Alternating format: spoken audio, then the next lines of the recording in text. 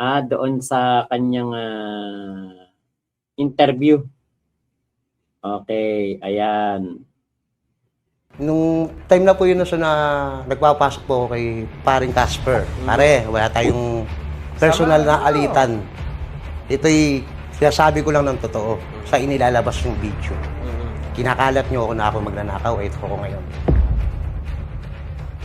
Tsaka hindi siya ganun kalinis sa tao, sir.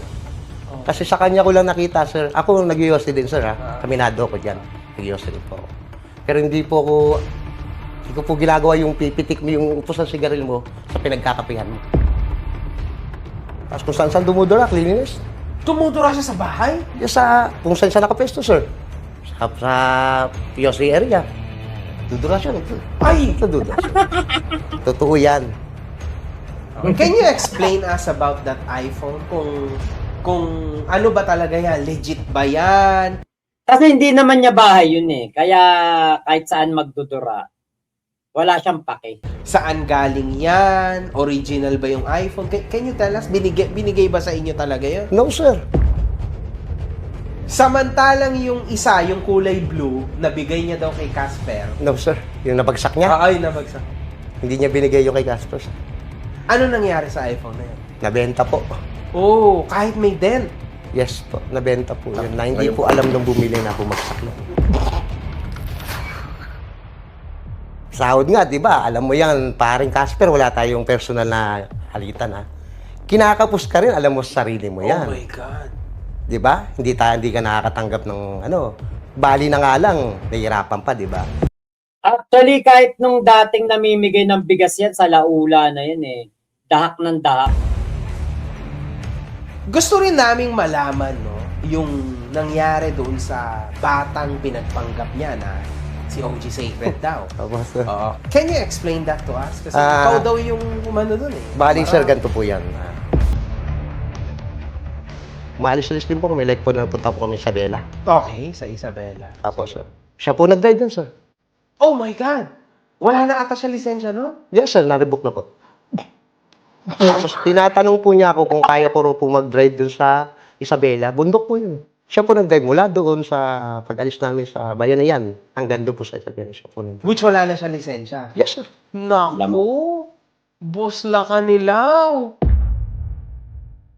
Last day ko, December 14 po. December 13 ng gabi, balak na silang umalis. Para iwasan yung warrant na darat.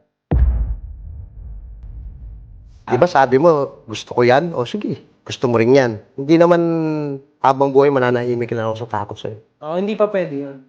Kailangan ko rin kumayod sa sarili kong buto. Na hindi nang gagaling yung umaasa sa ibang tao.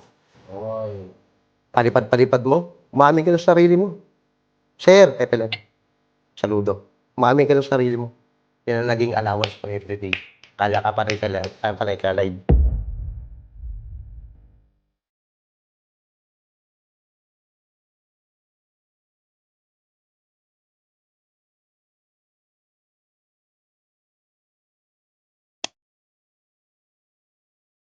So what's up sa mga kahombre ko dyan? Makagago, what's up man? Ano naman nga pala to? At ito mga kahombre ko, today is a crazy and great day at the same time. Kasi finally, kung inyong naaalala, naandito po at kasama natin ang dating tauhan mga kahombre ko ni Norman Gusgusin na ang pangalan ho ay iyan. Sa mga hindi po nakakaalala sa kanya, ito po siya. Doon pa lang sa Norman Gusgusin, doon pa lang durog na si Kulaong eh. Busit na busit yan pag tinatawag na Norman. Tapos dadagdagan mo pa ng Gusgusin. Ay, nako. So yun mga kahombre ko, naandito po siya at finally maririnig na natin ang totoong buhay ni Norman Gusgusin sa likod ng camera na super updated. Which is, nito lang, di ba? So ngayon, malalaman natin ang katotohanan sa kanya. So iyan, magandang araw sa iyo at maraming salamat. At ako ay iyong pinagbigyan. Ano? Yes, sir. Mga kahombre ko, sa totoo lang, sa video, nung nakikita ko itong tao na ito, napakaangas niya, parang, alam mo yon, parang nakakatakot siya. Pero ngayon, na nakita ko siya personally, no? Like, nakakaawa yung tao, mga ka-hombre ko. Well, para sa akin lang to, no? Sa nakikita ko. So, yun. Anyway, Ian, no? Pwede ba naming malaman kung saan at paano mo nakilala si Norman Mangusin? Oh, sir. Go. Ganito po yun, sir. Bali, ang kakilala ko po si Casper po. Okay. Bali, friends po kami sa Facebook. Totally, kumpare.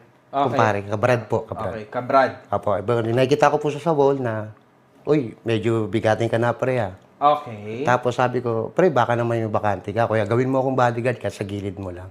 Yun po yung, kasi wala po, that time po nun, sir, is wala po akong trabaho. Tenggap po ko ng 1 month nun, sir. Kaya naghanap po ako ng trabaho. Ano bang trabaho mo dati? Dati po, sir, is, sa pier po ako ng trabaho. Naging waiter din po ako ng German Club. Okay. Welder din po. Nag-welding. Tricycle driver. Okay. Naging messenger din po. Wow! Ang dami mo Naging, alam! Naging pabrika din po, software po, sir. Okay. Naging machine operator din po ng pabrika, sir. Okay. Marami po napasukan ng trabaho, sir. Okay. Go ahead. Nung time na po yun na nagpapasok po ako kay paring Casper. Pare, wala tayong personal na alitan. Ito'y Ilang beses niyang binanggit yan eh. Yung pare, wala tayong personal na alitan. Tinuturing pa rin ni Ian, si Casper, na kaibigan. Kahit na paring hilaw lang sila. Pero si Casper, kailangan niya kasing kalabanin si Ian. Dahil si Ian, syempre, kinakalaban si Kulaong. Alam nga naman pagtanggol ni Casper si Ian kay Kulaong, di inano siya niyan. Tinanggal siya niyan sa trabaho. Oh, di ba? Ganun nang kaya mabuti pa din talaga si Ian. Yan. Ate Ira, magandang gabi din po. Nice cup. Na-miss ko lang, nakita ko kasi kagabi nung binidyo ko. Kaya sabi ko, suot ko nga. Kaya sabi ko lang ng totoo, sa inilalabas yung video. Kinakalat nyo ako na ako magnanakaw, ito ako ngayon. Meron yung in-interview nila, yung tao ko na tumakas, na umalis. Inabandon yung bahay. Ang daming nawala sa akin doon, pero kaya mo na, kalimutan mo na. In nung November 19, nag-start po ako, sir.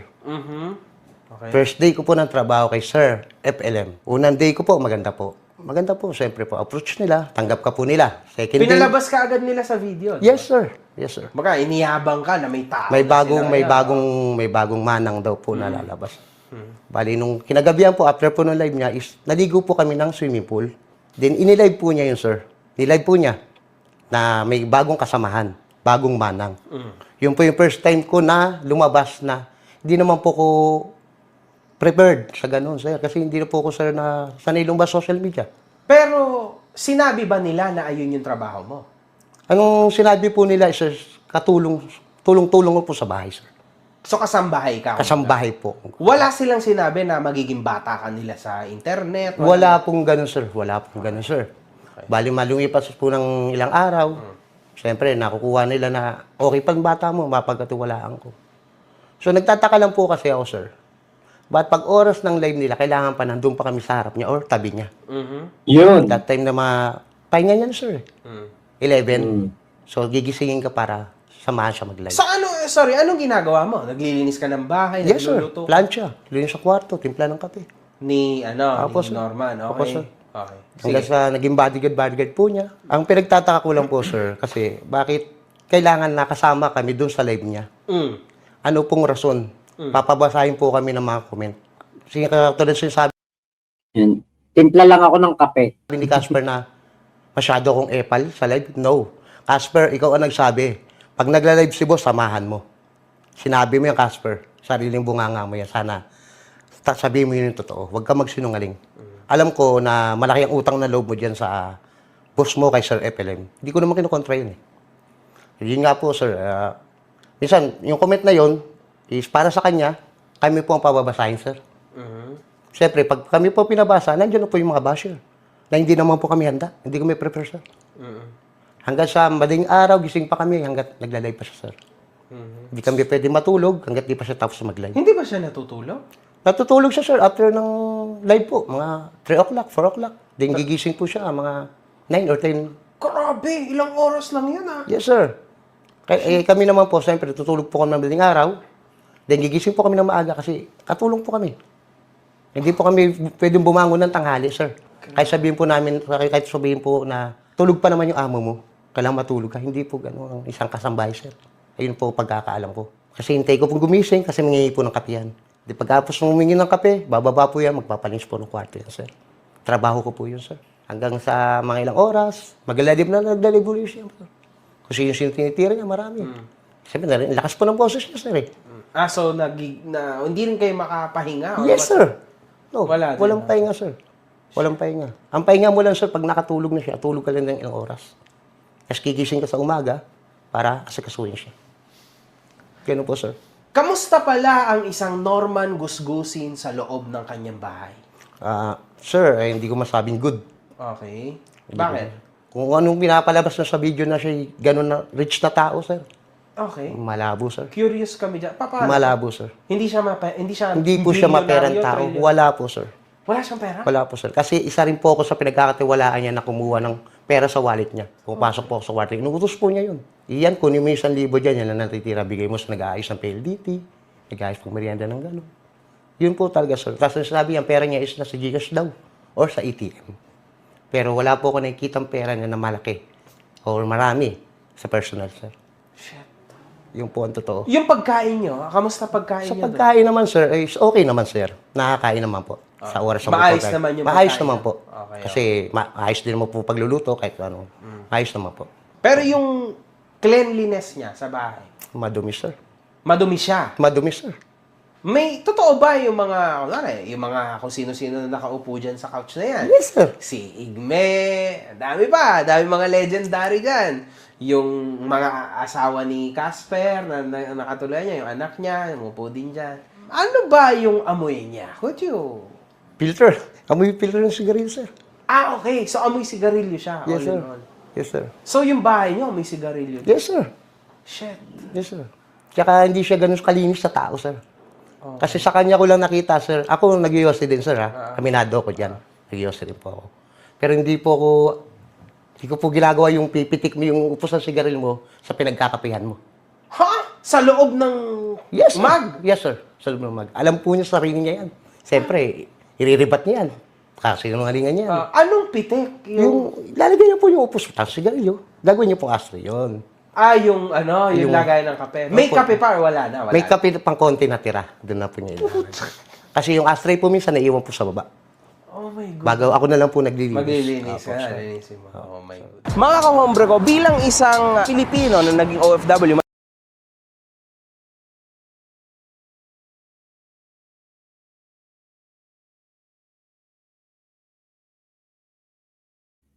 Kunwari, eto, mag Nicolaong. Etong mag na to, galing pa sa sa Malaysia. Ayan, mag namin ni Joy to nung nagpunta kami ng Genting Island. Genting Highlands. Ngayon, kunwari, tapos naman nigarilyo si Kulaong. Kunwari lang eto kunwari yung sigarilyo niya. Dito niya gagawin niyang ashtray. Yung kanyang mismong mug. Tapos syempre, di ba? Okay lang sana kung paper cup or ito ay reuse. Yung mga hindi reusable. Ano ba tawag doon? Yung tinatapon na, yung yung one time use lang na cup. Okay lang yun. Gawin mo ashtray yun. Bakit tatapon mo na rin naman yun eh. Pero eto, kunwari mag mo to. Tapos yung lalagyan ng upos. Tapos huhugasan, gagawin mo ulit kapihan. Ewan ko kung, parang hindi ko kaya. Yun, disposable cup, may tikid. Parang hindi ko kaya eh. Parang, kunwari ako'y naninigarilyo. Kasi ako dati, naninigarilyo din po ako dati nung bata-bata pa ako. Natuto ko manigarilyo noon nung humihits-hits na ako ng Champion Blue Seal sa tito ko. Grade 4. Tapos nung talagang madalas na ako magyosi, first year high school. Tapos pagdating ng first year high school, hanggang magbe-20 yata ako noon. talagang ano ko, grabe ko manigarilyo. Yung baon ko minsan pansigarilyo lang. Ngayon, nung mga mag-edad na ako ng 20, bumalik yung hika ko. Na-confine ako. Kaya ako po, alam ko ang amoy ng sigarilyo sa katawan. Lalo na pag kulob, manigarilyo ka. Kamukha kanina, nakita ko si Kulaong doon sa video ni Food Genius. Parang lumagpas na sila doon sa may toll gate ng Bukawi o sa NLEX. Basta ano na, parang ano na sila, hindi pala toll gate ng ano ng Bukawi, Balintawak. Parang lumagpas na sila doon. Si Kulaong maya-maya dumukot na, tapos nanigarilyo na sa loob ng sasakyan. Putyam, ang baho nun. 3 kayo doon sa sasakyan, tapos may maninigarilyo. Kahit hindi ikaw yung nanigarilyo, yung amoy nun, naku po, napakabaho. Diyos ko. Alam niyo sa sasakyan ko, never may nanigarilyo. Kahit sinong maisakay ko kung naninigarilyo. Umihinto ako kapag kumare, bibiyahe kami, o kumare, mag-beach kami sa Pangasinan, o kaya sa Quezon, o kaya may pupuntahan kami, may kasama ako naninigarilyo, umi-stop kami sa mga gasolinahan, sa mga 7-Eleven, Yossi Break, sila nag-yoyosi, ako nagkakape. Pero sa kotse ko, naku, hindi ka pwedeng manigarilyo, kahit vape, hindi pwede. Hindi pwede yun.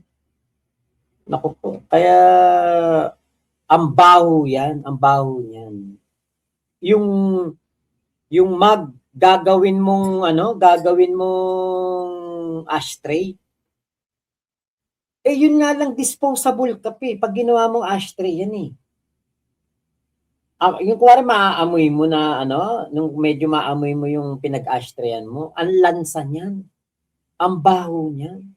Kaya nga nung nagwe-waiter ako kapag ako yung opening, yung mga ashtray na ginamit nung gabi, yung ibang mga kasamahan ko dyan na ginagawa, tinatapon lang yung sigarilyo, yung pinagsigarilyuhan, tinatapon lang. Tatapon lang, tapos gagamitin na ulit. Ang sangsang ng amoy nun. Ako ginagawa ko, alam nyo, kumukuha ako ng batya o timba, tapos dun ko ibababad. Isa-isa kong lilinisin niya ng joy. Para pag dumating ang customer, humingi ng ashtray, malinis, hindi masangsang yung amoy kasi mabaho yun. What more pa kung nasa katulad ni Kulaong na nasa sasakyan, naninigarilyo. Tapos kanina nabanggit din ni Ian, dura daw ng dura kahit saan lang si Kulaong. Diyan na nga yata papasok yung conclusion na dapat ng i-surveillance ng PIDEA si Kulaong dahil baka mamaya meron po itong ginagawang alam nyo na. Papalit naman po, sir. Nagpapalit naman po. Naliligo naman siya lagi. Kasi lumalabas ako sa kwarto, basa ang buhok, sir. So, naliligo. Naliligo naman po, sir. Okay. Akala ko kasi hindi naliligo. Pero hindi ko personal na nakikita ng naliligo siya. Kasi paglabas ng kwarto, personal niya na yun, sir. Oo, tama. Paglabas ng kwarto, mukhang maayos naman maayos siya. naman po, sir.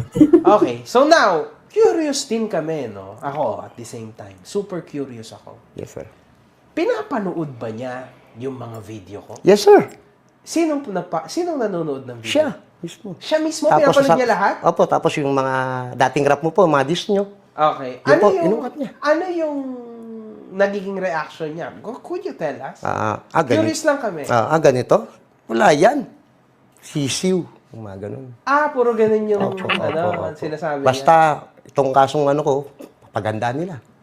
Gusto nilang ganyan, bibigyan ko sila ng laban. Okay. So, ganun din siya. Kung ano yung sinasabi niya sa video, yun din talaga yung reaction. Yes, sir. Yun po. Yun po siya, sir. Tapos kung saan dumudura, cleanliness. Tumutura siya sa bahay? Yes, kung saan siya nakapesto, sir. Sa POC area. Dudura siya. Ay! Sa dudura, sir. Totoo yan. Grabe yun. Alam mo sa sarili mo yan. So, paano how about reaction niya kapag nababasa niya si Food Genius, for example? Ganyan po siya reaction. Okay. Bali, nag-iisip po siya. Nag-iisip. Opo, sir. Okay. May mga time pa nga, sir, na nabuta ko siya, sir, na parang bubulong-bulong sa sarili niya, kinakausap sa sarili niya. Sabi ko, ano ba to si boss? Sa sarili ko, na-stress na.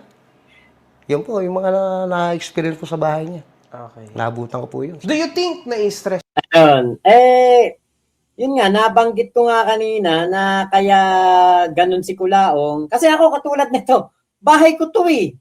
Pinagpaguran ko to, pinagpawisan ko, dugo, pawis, luha, puyat, sakripisyo, lahat para lang magawa tong bahay ko. Tapos, dudura-duraan mo lang na ganon. Nako.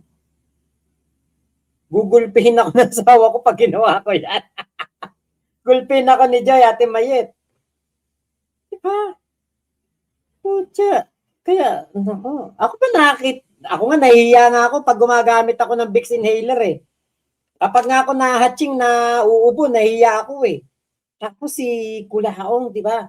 Kapag naka-live dun sa may heritage, dadahak pa. Tapos sabay, ganon. Ako po, sus Marios talaga.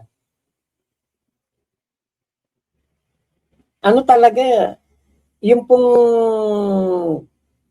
kasi si Kulaong nga, di ba, walang pinag-aralan. Si Kulaong, walang pinag-aralan po yan. Parang kung daw nagkakamali, second year o first year lang ang narating yan eh. Kaya ganun siya. Hindi niya alam ang manners. Walang GMRC, walang tamang pag-uugali. Kape is life po talaga. At Ate Miss Bulabog, o sige, umorder ka ng Starbucks na kape, pa-deliver ka, akong bahala. Hindi ka mawawalan. Order ka sa order ka sa tawag dito. Gusto mo order kita sa Food Panda o kaya sa Grab, pero COD. Tama, kaya pinapaganda ni Joy itong bahay namin. Kita mo naman yung yung New Year's Eve namin, celebration. Talagang pati mesa maayos na maayos. 'Di ba? Ano po talaga, kapag bahay mong sarili, hindi mo magagawang anuhin yan salaulain. Pero dahil nga si Kulaong ay ganong tao, wala siyang pake ba, hindi naman niya yung bahay, hindi naman niya yung pinaghirapan, nangungupahan lang siya doon. Kaya po, ganon siya kasalahula. Yan ang mahirap sa mga nagpapaupa. Meron po akong lola, si Lola Pureng. Mga nasa 20 yata yung pinto ng apartment niya. Merong mga umuupa na maayos naman, malinis naman, pero nakakatsamba din ng mga katulad ni Kulaong na mga burara, dugyot. Na kapag umalis na, kapag wala ng pambayad, lalayas na. Yung mga kadugyutan, makikita mo dun sa apartment. Kaya, ano po, talagang, kasi maraming tao, wala naman pinag-aralan, di naman dugyot eh. Diba? Maraming tao dyan, hindi nakatuntong ng eskwelahan, pero mga malinis. Si Kulaong po, kahit graduate pa yan ng Massachusetts Institute of Technology, graduate pa yan ng Cambridge University, dugyot po talaga yan. Walang hindi po kayang baguhin ng edukasyon ng ugali niyan. Nakahawak na nga yan ng malaking pera hindi na bago ang ugali. Edukasyon pa kaya, di ba? Kaya habang buhay nanamnamin ng mga pro-Kulaong na makita nila yan si Kulaong na ganyang kadugyot. Ewan ko lang kung paano nila yung na-attempt. Ewan ko lang. Kasi ako, kahapon yung nakita ko yung ganung video ni Kulaong, na na ako na ako sa sa ginagawa niya. sa